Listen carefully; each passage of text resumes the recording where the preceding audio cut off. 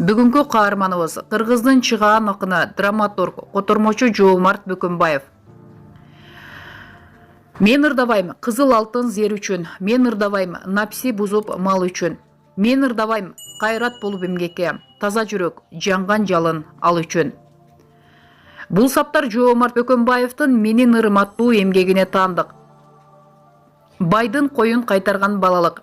Жоомарт Бөкөнбаев 1910 жылы 16 майда Токтогул районундагы Мазарсай айылында кембагал үй-бүлөдө төрүлгөн. Ата-энеси 16 балалуу болуп, алардын ичинен Жоомарт менен эжеси гана аман калат.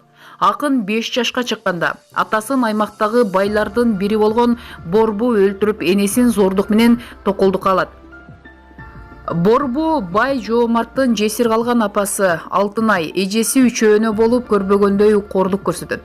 Кичинекей Жоомартты өзүнө малай кылып кой кайтартат. Бул тууралуу ал кийин Эзилгем деген ырында айтып берет.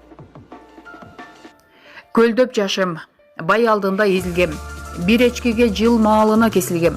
Байбиченин көк көсөсү элестеп, жатсам турсам, такыр кетпейт эсимден. Кой артында кокуй тартып ыйлагам, эртелигеч жаш жанымды кыйнагам. Күн батканда бай үйүнө мен келсем, бай баласы камчыга алып сыйлаган. Жоомарттын акындык эргүүсү айтылуу арым жайлоосунда кой кайтарып жүргөн кезинде пайда болот. Турмуштун запкысын, айланадагы кооз табият жеңип, баланын жан дүйнөсү эрте ойгонот. Ошондой эле анын акын катары калыптанышына элдик чыгармаларды жакшы билген жана кошокчу болгон апасынын да таасири тиет. Москвага жеткирген билим. Совет бийлигинин келиши менен кедейлер үчүн жаңы жашоо башталат. Анын жарык нуру Жоомарт Бөкөнбаевга да тиет. Көгарт балдар үйүндө 1924 жылдан баштап 2 жыл тарбия көрөт. Билимин дагы да өркүндөтүүнү көксөгөн акын алгач Оштого, андан соң Фрунзедеги педагогикалык техникумда 1931 жылга чейин окуйт. Акындык, журналисттик эмгек жолу ушул жылы башталып, Кызыл Кыргызстан гезитинде бөлүм башчы болуп иштеп калат. Бирок татыктуу билим алуу үчүн 1933 жылы Москвадагы Коммунисттик университетинин журналистика бөлүмүнө тапшырат. Аны 1935 жылы ийгиликтүү аяктап, Ленинчил жаш гезитинин редактору, Советтик адабият жана искусство журналынын башкы редактору катары 1941 жылга чейин эмгектенет. Улуу атамекендик согуш башталган кезде өз ыктыяры менен фронтко кетип, Мекен үчүн алга гезитинин редактору болуп иштейт.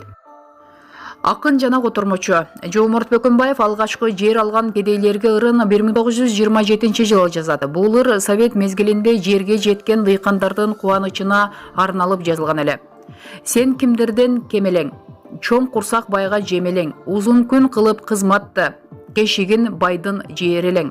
Ага акын катары алгачкы ийгиликти 1935 жылы жазылып орусчага да которулган Алтын кыз поэмасы алып келет. Андан соң акындын Добулбас, Жоомарттын ырлары, Комуз, Өчпөс өмүр, Өмүр сыяктуу бир катар ырлар жыйнактары чыккан. Ошол эле учурда котормочу катары Пушкин, Лермонтов, Маяковский, Гете, Руставели жана Некрасов сыяктуу алп акындардын чыгармаларын кыргызчалаган. Согушту өз көзү менен көргөн. Жоомарт Бөкөнбаевдин акындык талантынын туу чокусу согуш мезгилине туш келет. Ал Кош ала тоо, уулум кетти майданга, жүрөгүн менен кызыл тоо, саламкат, антым, чепкен эрдин күчүбек сыяктуу ырлары ажал менен ар намыс поэмасы аркылуу каардуу согушка аттанган жоокерлерге дем күч берип, кайраттандырып, жеңишке шыктандырган. Ар тараптуу талант. Жоомарт Бөкөнбаев кыргыз драматургиясынын калыптанышына негиз болгон Токтогул, Алтын кыз музыкалык драмаларын, Семетей, Каргаша пьесаларын, Жусуп Турусбеков, Кубанычбек Маликов менен бирге Айчүрөк операсынын либреттосун жазган. Алтын кыз менен Айчүрөк 1939 жылы Москвада өткөн биринчи кыргыз искусствосу жана адабияты күндөрүндө көрүүчүлөргө тартууланган. Аны менен бирге эле Токтогулдун өмүрү, Комуз күүсү сыяктуу прозалык аңгемелерин жана бир катар балдарга арналган тамсилдерди жарыкка чыгарган. Бөкөнбаев улуу акын Токтогул Сатылгановду өмүрү өткүчө туу тутуп, ырларын эл арасынан чогултуп, жалпы кыргыз элине жана булучок муунга мурас калтырган. Эки акындын сүйөөсү. Жоомарт Бөкөнбаевдин дагы бир кыргыздын чыгаан акыны Тенти менен үй-бүлө курган.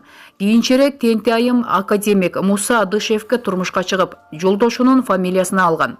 Акындын балдары да кыргыз элине эмгеги сиңген инсандар болду. Тун уулу Кулубек Бөкөнбаев эгемендүү Кыргызстандагы көрүнүктүү мамлекеттик ишмер болуп, айлана чөйрөнү коргоо министри болуп эмгектенген. Ошондой эле геология, минералогия илимдеринин доктору наамына ээ. Кызы Сырга Бөкөнбаева медицина илимдеринин доктору, профессор, Кыргыз Республикасынын эмгек сиңирген дарыгери. Дагы бир уулу Зайнедин Бөкөнбаев 2003 жылы каза болгон.